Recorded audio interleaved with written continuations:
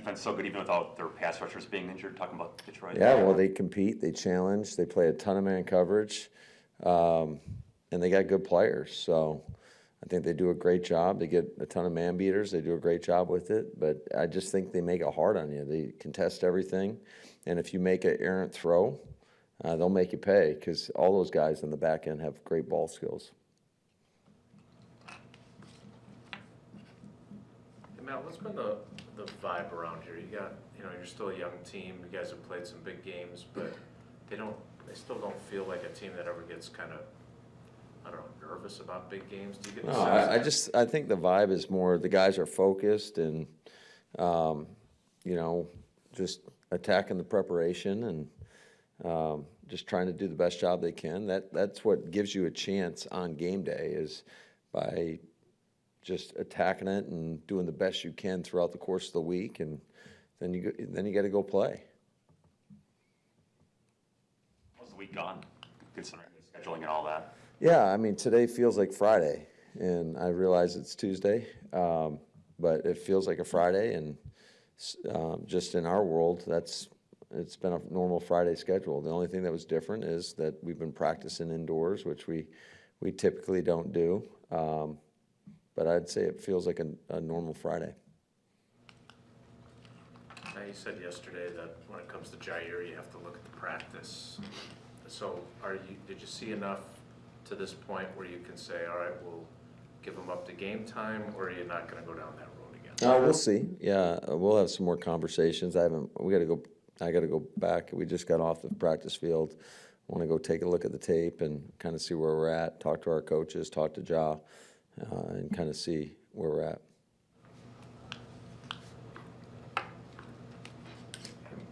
Matt, I'm curious about something. We talked I think it was after the 49ers game about the impact that Xavier and Josh both have had. When you look at two guys and when guys come into teams, I remember when Julius Peppers got here, he said, I don't want to push myself on everybody because I'm the new guy here. When you look at how those two have assimilated, what do you think of the way they've kind of taken on that role while being the new guys? Yeah, I think it's just kind of a process that's happened naturally. It's organic. They just attack everything the right way in terms of how they prepare, how they compete. And I think they've got some natural leadership skills and natural leadership ability, but it's because of how they approach the game and how they practice and how they are in meetings and how consistent they are on a daily basis. It's even more that than how well they've played in the actual games. It's more the. Well, I'm sure that there's something to that. I mean, that gives guys confidence, I would say.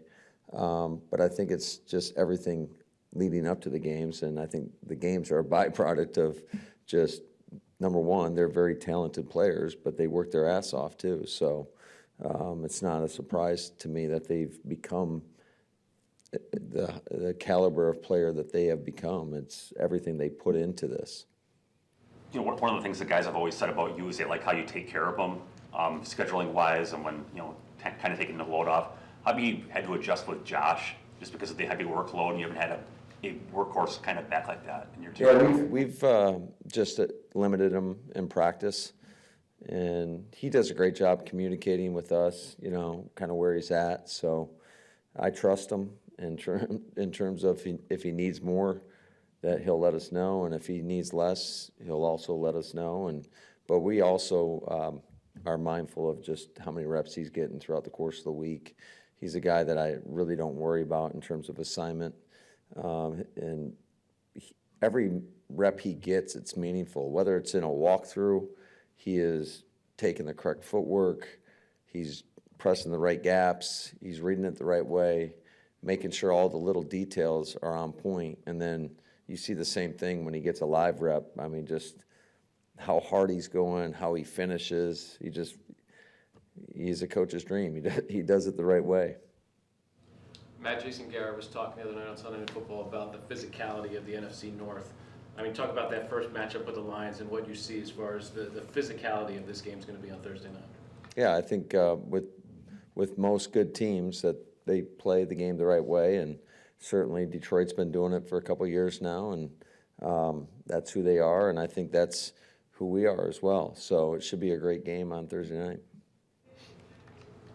Do you, the Lions had that thing with the social media post with the whiteboard in the background. Do you have rules for your guys in place for that, to avoid that kind of thing, or how does it work? Yeah, it's not something that we, I would say, over talk. I think that guys understand that nobody wants their information out there for the whole world to see. So we try to keep everything in-house here. But I don't think it's like the end of the world either. I don't think you gain a real competitive advantage off of that personally.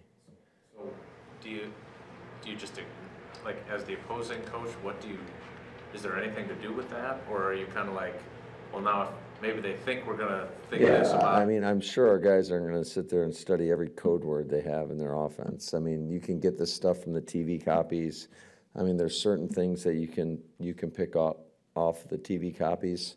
That's why most teams, I would say probably every team in the league, listens to what they're putting out there as well as what the opponent's putting out there, and you try to piece it together. But personally, I think it's probably a little bit overrated.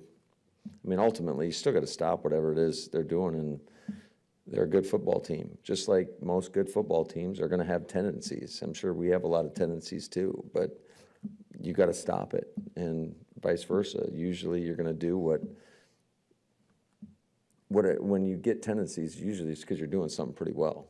And so you're going to keep on doing that probably. And but I think all of that stuff is pretty overrated. Ultimately, it comes down to the ability to go out there, get 11 men on the same page,